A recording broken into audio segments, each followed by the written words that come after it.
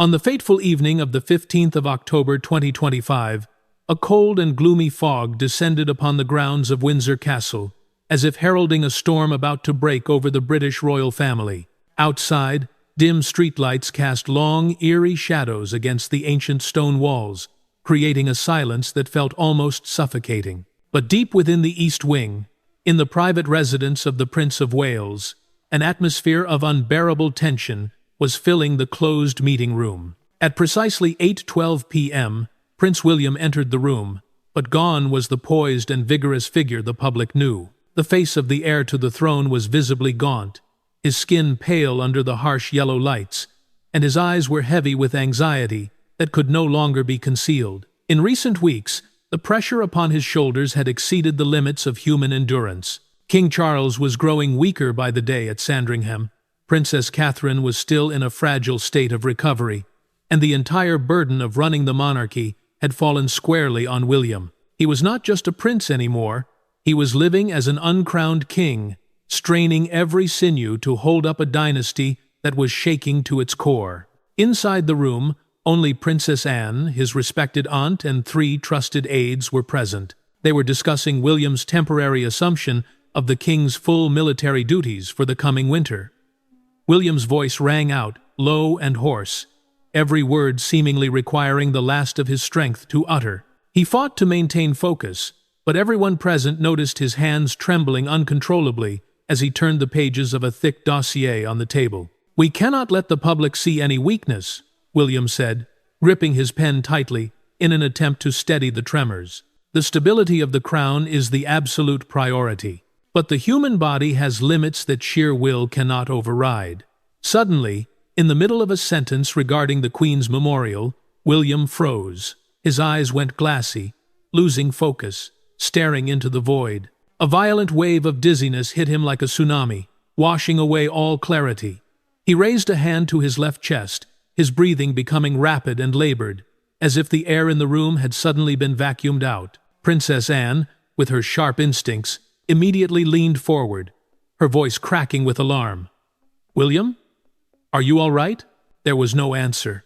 In that terrifying instant, the room seemed to stop spinning. Prince William, the symbol of strength and the future of the monarchy, swayed and then collapsed forward onto the heavy oak table. A loud, sickening crash echoed through the room, sending glasses and critical documents flying. His chair tipped backward, with a clatter that struck fear into the hearts of those witnessing it. "Call the doctor! Immediately!" Princess Anne screamed, shattering the deadly silence. She rushed to support her nephew, who was now unconscious, her face draining of color as she felt the cold clamminess of his skin. The aides were in a panic. One ran to the door to alert security, while another tried desperately to loosen the prince's tie. Instantly, the internal royal medical alert system at Windsor Castle was triggered. Alarm bells rang out, tearing through the quiet night. An emergency lockdown was declared. All gates were sealed, and all external communications were completely cut off. No one was allowed in or out. Not a single whisper was permitted to leave the walls. Windsor transformed from a majestic palace into an isolated fortress, guarding a terrifying secret that the rest of Britain did not yet know.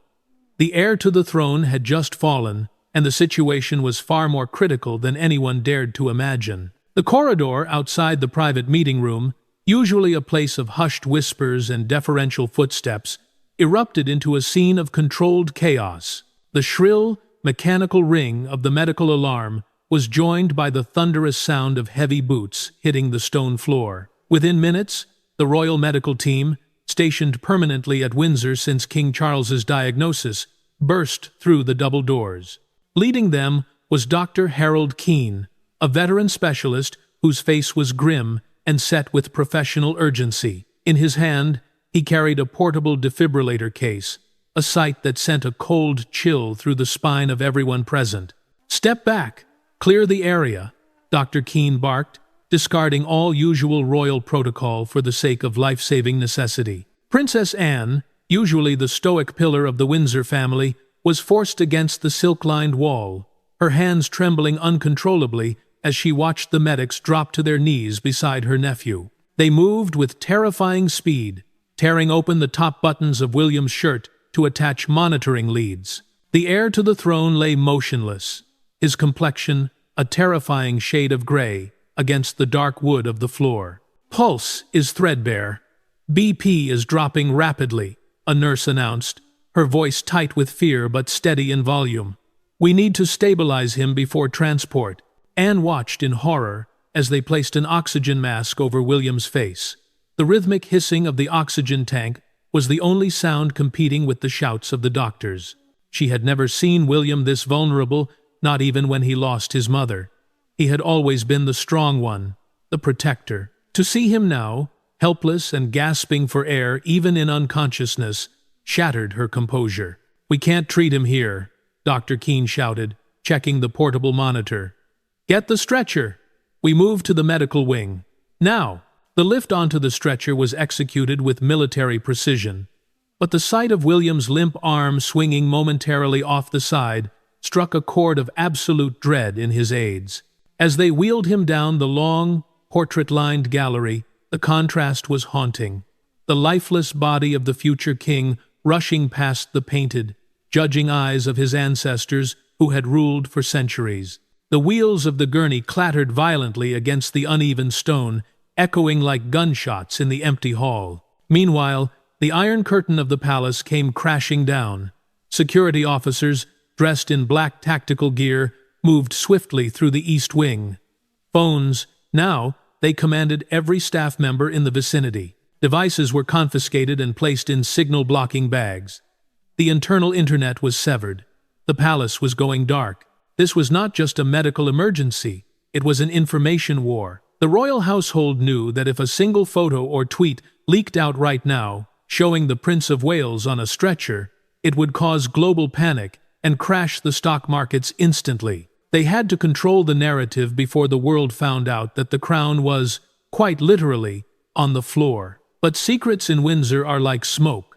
No matter how tight the doors are shut, they always find a way to seep out. At 8:21 p.m., the stretcher burst into the specialized medical wing, located in the secluded upper ward of Windsor Castle. This was no ordinary hospital room. It was a high-security suite, hastily upgraded earlier in the year to treat King Charles during his initial cancer treatments. Now, the son occupied the bed meant for the father. The air inside was sterile and cold, smelling faintly of antiseptic and old stone, a jarring mix of modern medicine and ancient history. Doctors swarmed around the unconscious prince, their movements a blur of white coats and blue scrubs.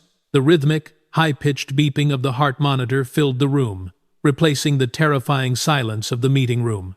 "Get the IV lines in. We need fluids and a full blood panel, stat," Dr. Keene ordered, his eyes never leaving the vitals screen.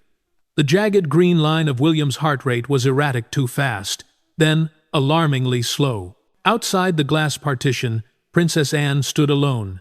She pressed a hand against the cold window pane, her eyes fixed on her nephew. In the stark, unforgiving fluorescent light, William looked heartbreakingly young and fragile. For a fleeting second, Anne didn't see the future king. She saw the young boy walking behind his mother's coffin in 1997. The ghost of Diana seemed to hover in the corners of the room. Was history repeating itself?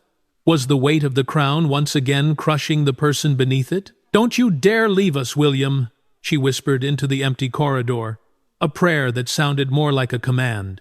While the medical team fought to stabilize the prince, a different kind of crisis was brewing in the shadows. Despite the rigorous lockdown and the confiscation of phones, the sheer scale of the panic made total containment impossible. At the far end of the West Wing, a young junior staffer, terrified by the sight of the medical team rushing through the halls, managed to access an old landline in a dusting closet that security had overlooked. With trembling fingers, the staffer dialed a number not to a reporter, but to a family member who worked in London. "Something terrible has happened," the voice whispered, barely audible over the howling wind outside.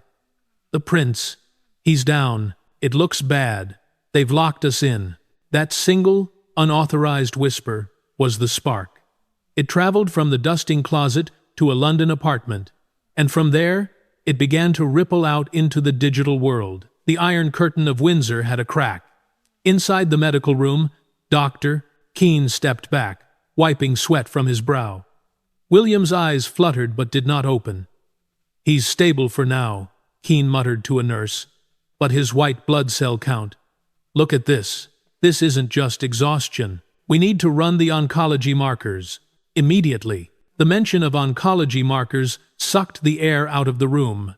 The fear that had been unspoken, the fear that William might be carrying the same genetic curse as his father, was now a terrifying medical possibility on the table. By 3 a.m., the secret that Windsor had tried so desperately to contain began to bleed into the world. It started as a whisper on a forum, then a deleted tweet, and finally a cryptic message sent to a veteran crime reporter at the Times. The message was brief, terrifyingly vague, and devastating. "Serious incident at Windsor. Heir rushed to medical wing. Prepare obit protocols." The newsrooms of London, which never truly sleep, suddenly sprang into frantic action. Editors were woken up. Rolling news crews were dispatched to the gates of Windsor. The hashtag number Prince William began to trend, climbing the charts with the speed of a wildfire. The public, sensing something was wrong in the ether, began to wake up to a nightmare. The headlines were not yet confirmed, but the tone was apocalyptic. Fears for William, royal emergency, Windsor in lockdown. Miles away, at the Sandringham estate in Norfolk, the silence of the countryside was shattered by the shrill ring of a secure telephone line. It was 3:15 a.m. King Charles, frail from his own ongoing cancer treatments, was roused from a fitful sleep. The bedside lamp clicked on, casting long, mournful shadows across his weathered face. He knew that a call at this hour meant only one thing: disaster. His private secretary entered the room, his face a mask of professional dread, but his voice trembling. "Your Majesty, I am so sorry to wake you. It's the Prince of Wales. He collapsed during a meeting at Windsor. He is currently in critical care." The king sat in silence, the blood draining from his face until he looked like a ghost. For a moment, he wasn't a monarch.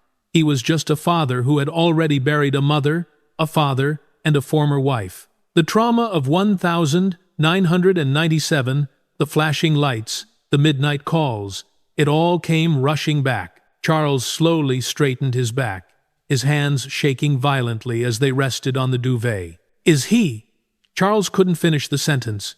The fear of outliving his eldest son paralyzed him. "He is stable, sir, but the doctors are concerned," the aide replied quickly, trying to soften the blow. "They suspect complications similar to your own?" That sentence hit Charles harder than any physical blow. Guilt washed over him, a crushing, suffocating wave. He had leaned so heavily on William these past months. He had let his son shoulder the weight of the world while he retreated to recover. "I pushed him too hard," Charles whispered to the empty room, a tear tracing a path down his cheek. "Get the car, and summon the council. No one speaks to the press until I say so." But it was too late. As the king's convoy prepared to tear through the darkness towards Windsor, the first official breaking news banner flashed across the BBC screens. The world now knew. The question was no longer if something had happened, but if the monarchy could survive it. While the king's convoy began its somber march from Norfolk, a different kind of horror was unfolding just a few miles from the crisis center. At Adelaide Cottage, the modest four-bedroom home where the Wales family sought refuge from the public eye, the world was still quiet. It was 4:15 a.m. Princess Catherine, still fragile from her own preventive chemotherapy treatments earlier in the year, was in a deep sleep. Her phone was on silent, a rare luxury she allowed herself to ensure she got the rest her doctors demanded. But silence in the royal world is rarely peaceful for long. The stillness was violently broken, not by a ringing phone, but by a heavy, urgent pounding on the front door. It wasn't the polite knock of a housekeeper. It was the rhythmic, authoritative thud of royal protection officers. Catherine woke with a start, her heart hammering against her ribs. She glanced at the empty side of the bed. William hadn't come home. She had assumed he stayed at the castle due to the late hour of the meeting. Pulling a robe tightly around herself, she met the security detail in the hallway. The officer, a man who had guarded her family for years and seen them through everything, looked pale. He didn't bow. There was no time. "Your Royal Highness," he said, his voice clipped and low. "You need to come with us. Immediately. The prince has been moved to the medical wing." Catherine froze. The world tilted on its axis. Only hours ago, at 7 p.m., William had sent her a text. "Meeting is dragging on. Anne is being thorough. Don't wait up. Love you." That mundane, loving message now felt like a relic from a past life. "Is he?" she started, but the words caught in her throat. She didn't ask if he was alive. She was too terrified of the answer. "He is critical but stable, ma'am," the officer replied. "The car is waiting." In that moment, the future queen vanished. There was no time for makeup, no time to choose an outfit that would satisfy the press, no time to put on the armor of perfection she wore so well. Catherine ran out into the cold night air, wearing just a simple coat over her nightclothes, clutching nothing but her phone and her wedding ring. The escort vehicle tore out of the driveway, sirens off to avoid alerting the press, but lights flashing against the dark trees. They sped through the great park, slicing through the thick Berkshire fog that seemed to be trying to swallow the castle whole. As the silhouette of Windsor Castle loomed ahead, looking more like a prison than a palace in the gloom, Catherine gripped the door handle until her knuckles turned white. She knew the medical history of the Windsor men. She knew about the heart issues, the stress, the silent killers. And as the car screeched to a halt at the private entrance of the upper ward, her only thought was of her 3 sleeping children back at the cottage, and whether she would have to tell them that their father wasn't coming home. The sun rose over London on October 16th, but it brought no warmth to a nation suddenly gripped by a cold, familiar dread. By 6 a.m., the breaking news banners were burning bright red across every television screen in the UK. Prince William hospitalized. Serious incident at Windsor. The morning papers, printed in a frantic rush, carried stark, black headlines that evoked the darkest days of royal history. Outside the gates of Windsor Castle and Buckingham Palace, crowds began to gather in silence, laying the first bouquets of flowers, a haunting echo of the days following Princess Diana's death. The trauma of the past had reawakened. Inside the fortress of the upper ward, the reality was far quieter and infinitely more painful. Princess Catherine sprinted through the corridors of the medical wing, her footsteps echoing against the sterile floors. When she reached the double doors of the intensive care suite, she stopped. She took a breath that shuddered through her entire body, steeling herself for what lay beyond. Pushing the door open, the sight that greeted her brought her to her knees. William, the man who had been her rock for 20 years, lay incredibly still amidst a tangle of wires and tubes. The rhythmic beeping of the cardiac monitor was the only sign of life. Princess Anne, who had kept a vigil all night, sat in a chair in the corner, looking older and more exhausted than Catherine had ever seen her. "He's exhausted, Kate," Anne whispered, her voice rough with unshed tears. "We all saw it coming. We just didn't stop him." Catherine moved to the bedside, taking William's hand. It was cold. She pressed it against her cheek, tears finally spilling over. "I'm here," she choked out. "I'm here, Will." But outside these walls, empathy was quickly turning into speculation. The vacuum of official information was being filled with terrifying theories. At 9 a.m., a leak from a source claiming to be close to the medical team appeared on a major news blog. It contained just a few sentences, but they were devastating. "Prince's white blood cell count is abnormal. Immune markers are crashing. Similar profile to the king's diagnosis in 2024. The rumor exploded. On live television, medical experts began dissecting the possibility of a hereditary condition. Was the cancer that struck King Charles now coming for his son? Was the monarchy facing a double tragedy? The London Stock Exchange reacted instantly, with the FTSE 100 dipping, as investors panicked over the stability of the British state. The narrative had shifted from overwork to survival. The crown wasn't just facing a sick prince, it was facing a succession crisis that could destabilize the entire kingdom. By midday, the atmosphere inside Windsor Castle's medical wing had shifted from chaotic urgency to a suffocating, heavy silence. The immediate threat of cardiac arrest had passed, but a darker cloud was gathering over the diagnostic monitors. At 11:45 a.m., The heavy oak doors of the east entrance swung open. King Charles had arrived. The monarch looked frail. The journey from Sandringham had taken a visible toll on him. Walking with a cane, he bypassed the usual protocols and security screenings, heading straight for the medical suite. When he entered the room and saw William hooked up to the same machines that had monitored him months prior, Charles stopped dead in his tracks. The mirror image was too painful to bear. The father fighting cancer, now looking at the son who might be sharing his fate. "What do we know?" Charles asked, his voice low but commanding the room. "Doctor." Keene stepped forward, holding a tablet displaying complex graphs. "Your Majesty, the prince is stable, but his blood work is concerning. We are seeing significant abnormalities in his white blood cell count and immune markers." He hesitated, knowing the weight of his next words. "The profile bears a striking resemblance to your own early pathology reports." The room seemed to drop 10 degrees. Princess Catherine, standing by the window, turned pale. Princess Anne gripped the back of a chair until her knuckles turned white. The word hereditary hung in the air, unspoken but deafening. Was this the end of the line? Was the House of Windsor facing a genetic collapse? "We need to be certain," Charles said, his voice trembling slightly. "Run the oncology panels again. I want no speculation. I want facts." While the family huddled in fear, the machinery of the monarchy began to grind into defensive gear. In a soundproof conference room down the hall, the king's top advisors were already drafting 2 versions of a press statement. One was a standard update on exhaustion. The other was a Regency plan, a document not touched in decades, outlining the transfer of power should the heir be incapacitated long-term. Outside, the pressure was reaching a boiling point.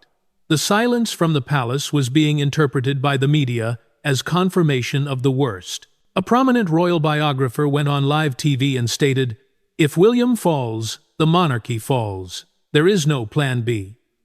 Inside the castle, watching the news feed on a muted screen, Catherine felt a surge of anger. They were writing her husband's political obituary while he was still fighting to wake up.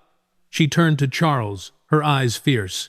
"We cannot let them write this story, sir. We need to tell them the truth, whatever it is." But for now, there was no truth to tell. Only the agonizing wait for the lab results that would decide the fate of the crown. The hours between midnight and dawn on October 18th stretched into an eternity inside the upper ward. The coffee in the waiting room had gone cold. The conversation had died out hours ago. King Charles sat in a high-backed leather chair, his eyes closed, his hand gripping the cane so tightly his knuckles were white. Princess Catherine paced the small length of the room, her gaze constantly flickering to the closed door of the lab office. At 2:15 a.m., the door clicked open. The sound was like a gunshot in the silence. Dr. Keene emerged, holding a single, thin file. He looked exhausted, his eyes rimmed with red, but his posture had changed. The frantic urgency was gone, replaced by a grave, professional calm. Everyone stood up. The king, defying his own frailty, rose to his feet without assistance. "Tell us," Charles commanded, his voice cracking. Dr. Keene took a breath and looked directly at the monarch, then at Catherine. "Your Majesty, Your Highness, we have the final oncology results." He paused for a heartbeat that felt like a lifetime. "It is negative. Prince William does not have cancer." A collective sound, somewhere between a sob and a sigh, swept through the room.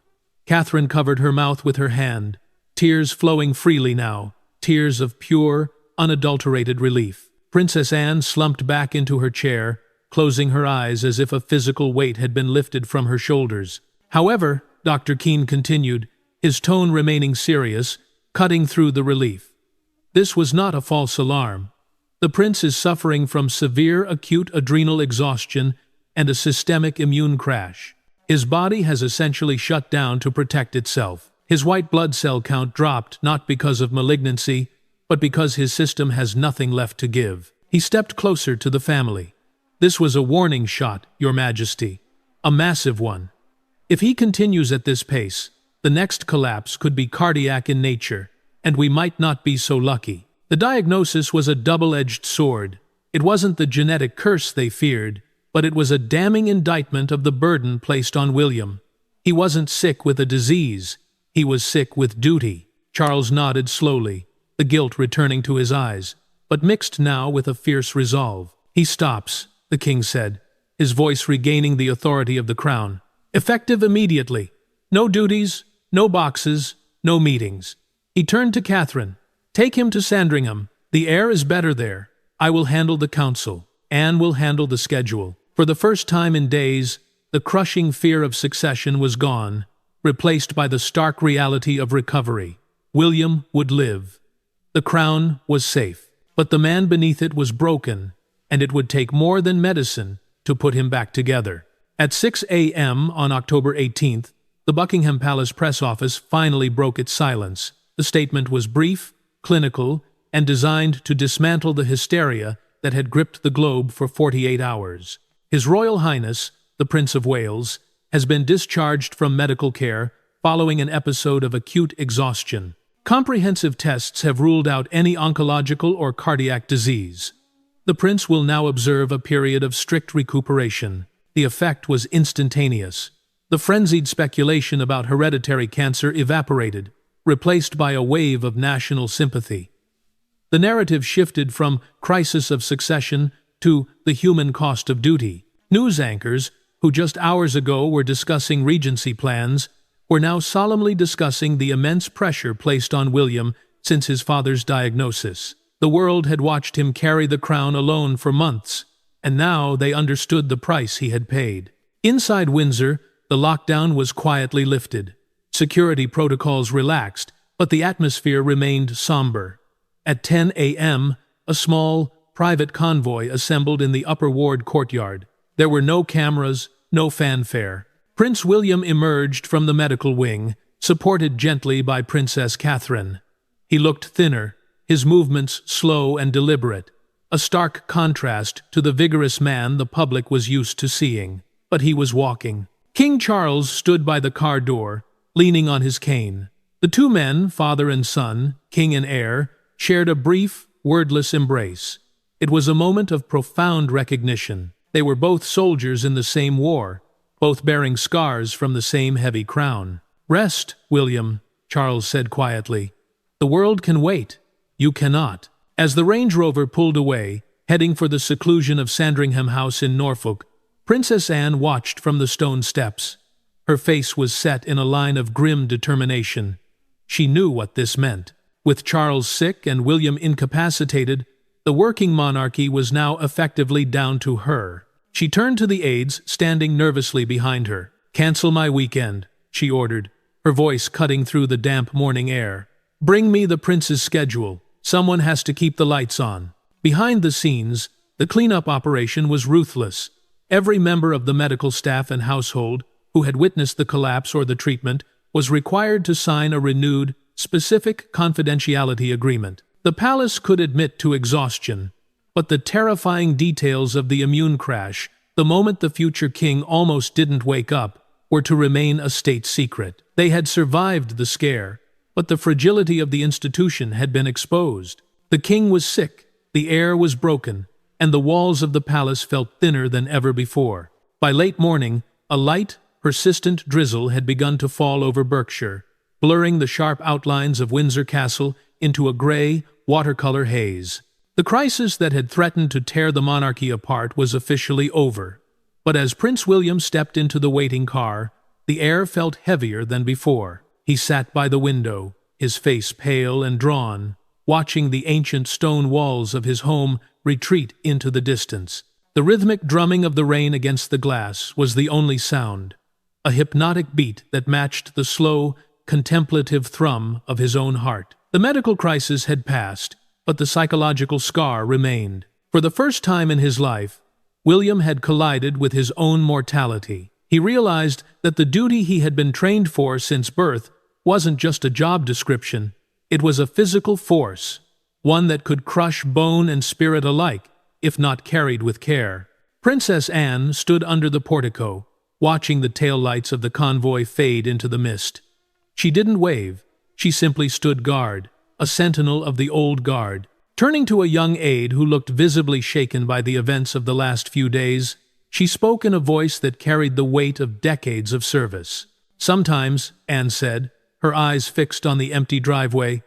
The true burden of the crown is not in the gold or the jewels. It is in the endurance of the human being beneath it. We forget, at our peril, that they are just men.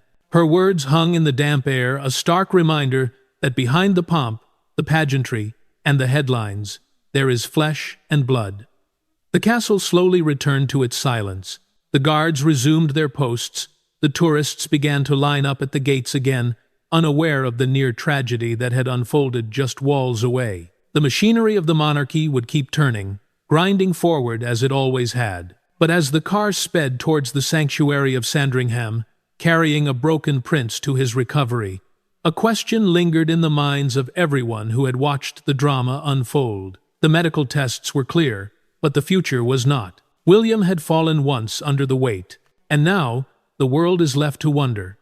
As the pressure mounts and the king fades, do you think William can truly bear the weight of the crown after this fateful fall, or was this just the beginning of a much larger fracture in the House of Windsor?